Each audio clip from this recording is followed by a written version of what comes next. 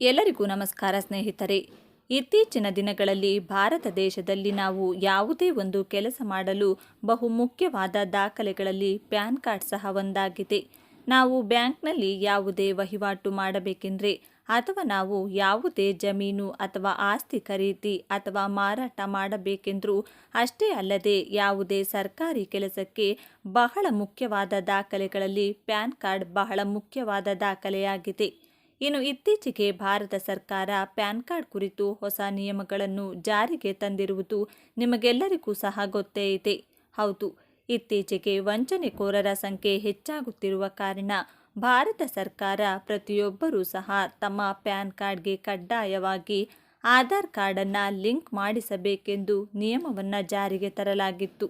ಒಂದು ವೇಳೆ ನಿಮ್ಮ ಪ್ಯಾನ್ ಕಾರ್ಡ್ ಜೊತೆಗೆ ಆಧಾರ್ ಕಾರ್ಡ್ ಲಿಂಕ್ ಆಗದೆ ಹೋದಲ್ಲಿ ಪ್ಯಾನ್ ಕಾರ್ಡನ್ನು ರದ್ದುಗೊಳಿಸಲಾಗುವುದು ಎಂದು ತಿಳಿಸಲಾಗಿತ್ತು.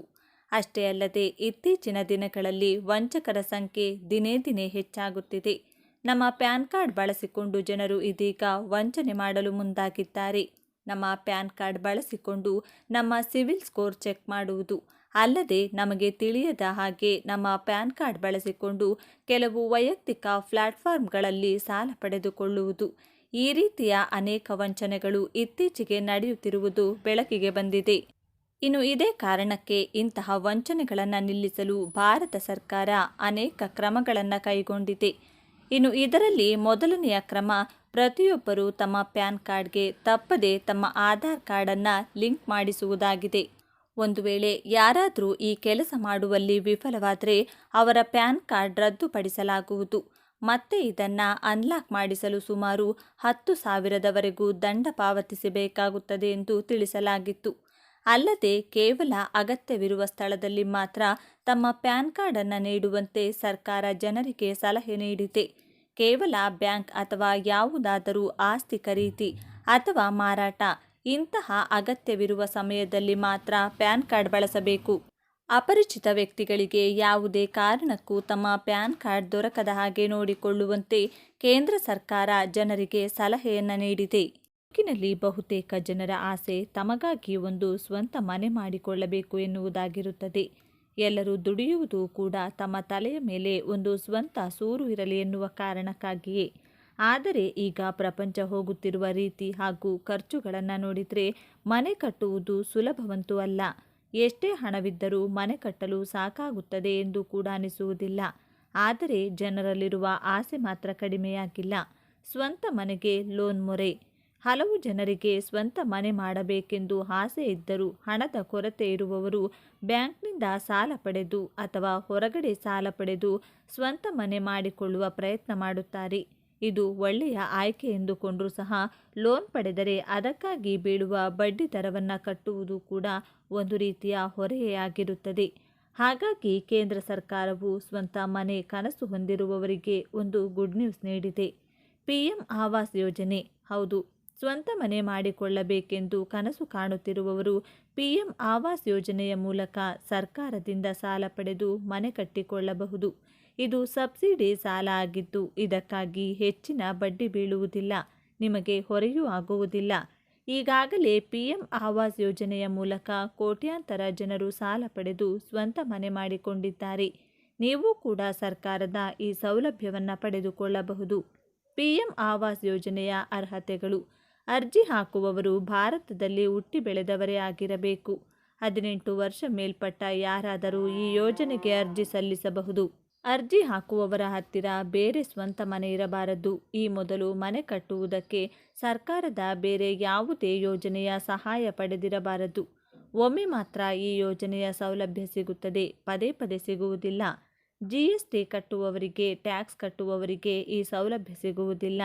ನಗರ ಪ್ರದೇಶ ಅಥವಾ ಹಳ್ಳಿ ಎಲ್ಲೇ ಸ್ವಂತ ಮನೆ ಇದ್ದರೂ ಅರ್ಜಿ ಹಾಕಲು ಆಗುವುದಿಲ್ಲ. ಅರ್ಜಿ ಹಾಕುವ ವ್ಯಕ್ತಿ ಅಥವಾ ಆತನ ಮನೆಯಲ್ಲಿ ಯಾರಿಗಾದರೂ ಸರ್ಕಾರಿ ಕೆಲಸವಿದ್ದರೆ ಅಂಥವರು ಅರ್ಜಿ ಸಲ್ಲಿಸುವ ಹಾಗಿಲ್ಲ. PM ಆವಾಸ್ ಯೋಜನೆಯಲ್ಲಿ 2.5 ಲಕ್ಷದವರೆಗೂ ಸಾಲ ಪಡೆಯಬಹುದು. ಅರ್ಜಿ ಸಲ್ಲಿಕೆ ಪ್ರಕ್ರಿಯೆ: ನೀವು ಈ ಯೋಜನೆಯ ಮೂಲಕ ಸಾಲ ಪಡೆಯಬೇಕೆಂದರೆ ಮೊದಲಿಗೆ https://pmaymis.gov.in ಈ ಲಿಂಕ್ಗೆ ಭೇಟಿ ನೀಡಿ ಅಪ್ಲೈ ಮಾಡಬಹುದು. ಅದರಲ್ಲಿ ಕೇಳುವ ಎಲ್ಲ ಪ್ರಶ್ನೆಗಳಿಗೆ ಸರಿಯಾಗಿ ಉತ್ತರಿಸಿ, ಜೊತೆಗೆ ಅಗತ್ಯವಿರುವ ಎಲ್ಲ ದಾಖಲೆಗಳನ್ನು ಅಪ್ಲೋಡ್ ಮಾಡಿ. ಶೀಘ್ರದಲ್ಲೇ ನಿಮಗೆ ಲೋನ್ ಮೂಲಕ 2.5 ಲಕ್ಷ ರೂಪಾಯಿ ಸಾಲ ಸಿಗುತ್ತದೆ. ಕೇಂದ್ರ ಸರ್ಕಾರ ಮತ್ತು ರಾಜ್ಯ ಸರ್ಕಾರ ಎರಡೂ ಕೂಡ ದೇಶದ ಬೆನ್ನೆಲುಬಾಗಿರುವ ರೈತನಿಗೆ ಸಹಾಯ ಮಾಡುವಂಥ ಅನೇಕ ಯೋಜನೆಗಳನ್ನು ಜಾರಿಗೆ ತರುತ್ತಲೇ ಇದೆ. ರೈತರು ಆರ್ಥಿಕವಾಗಿ ಸದೃಢವಾಗಿರಲಿ ಎನ್ನುವುದು ಸರ್ಕಾರದ ಉದ್ದೇಶ.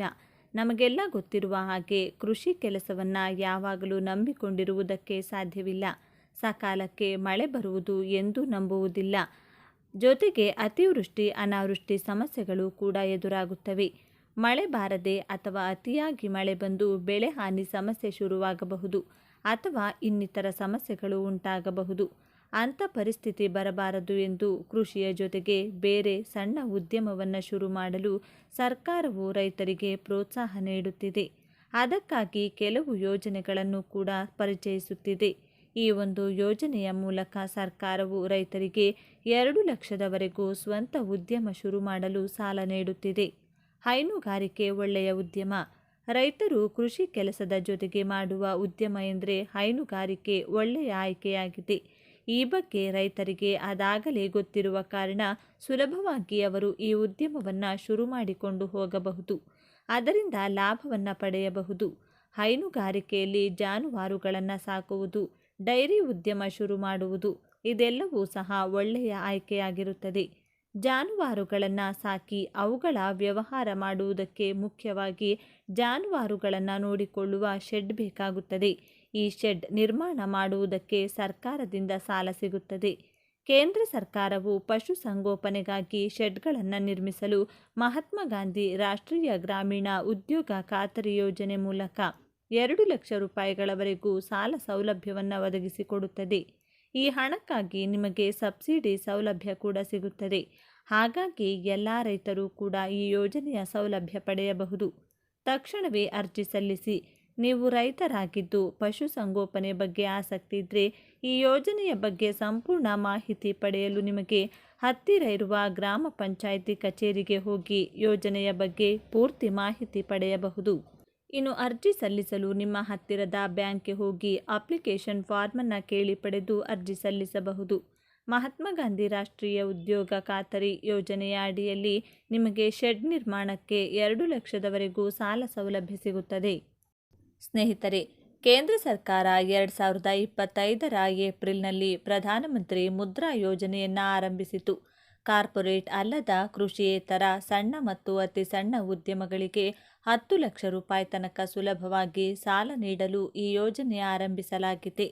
ಈ ಯೋಜನೆಯಡಿ ಹಣಕಾಸಿನ ಅಗತ್ಯತೆ ಮತ್ತು ವ್ಯವಹಾರದ ಹಂತ ಆಧರಿಸಿ ಸಾಲಗಳನ್ನು 3 ವರ್ಗಗಳಾಗಿ ವಿಂಗಡಣೆ ಮಾಡಲಾಗಿದೆ. ಅವುಗಳಲ್ಲಿ 50,000 ರೂಪಾಯಿವರೆಗಿನ ಸಾಲ, 50,000 ರೂಪಾಯಿನಿಂದ 5 ಲಕ್ಷದವರೆಗಿನ ಸಾಲ ಮತ್ತು 5 ಲಕ್ಷಕ್ಕಿಂತ ಹೆಚ್ಚಿನ ಮತ್ತು 10 ಲಕ್ಷದವರೆಗಿನ ಸಾಲಗಳು ಸೇರಿವೆ. ಮುದ್ರಾ ಯೋಜನೆಯಡಿ ಪಡೆದ 10 ಲಕ್ಷ ರೂಪಾಯಿ ಸಾಲವನ್ನು ಯಶಸ್ವಿಯಾಗಿ ಮರುಪಾವತಿ ಮಾಡಿದ ತರುಣ್ ವರ್ಗದವರು 20 ಲಕ್ಷ ರೂಪಾಯಿ ತನಕ ಯೋಜನೆಯಡಿ ಸಾಲವನ್ನು ಪಡೆಯಲು ಅರ್ಹರಾಗಿರುತ್ತಾರೆ ಎಂದು ಹಣಕಾಸು ಸಚಿವರು ಘೋಷಣೆ ಮಾಡಿದರು. ಸ್ನೇಹಿತರೆ, ಈ ಮಾಹಿತಿ ನಿಮಗೆ ಇಷ್ಟವಾಗಿದ್ದಲ್ಲಿ ದಯವಿಟ್ಟು ಶೇರ್ ಮಾಡಿ, ಲೈಕ್ ಮಾಡಿ ಮತ್ತು ನಮ್ಮ ಚಾನೆಲ್ಗೆ ಸಬ್ಸ್ಕ್ರೈಬ್ ಆಗಿ. ನಿಮ್ಮ ಜಿಲ್ಲೆ ಯಾವುದು ಅಂತ ಕಮೆಂಟ್ ಮಾಡಿ ತಿಳಿಸಿ.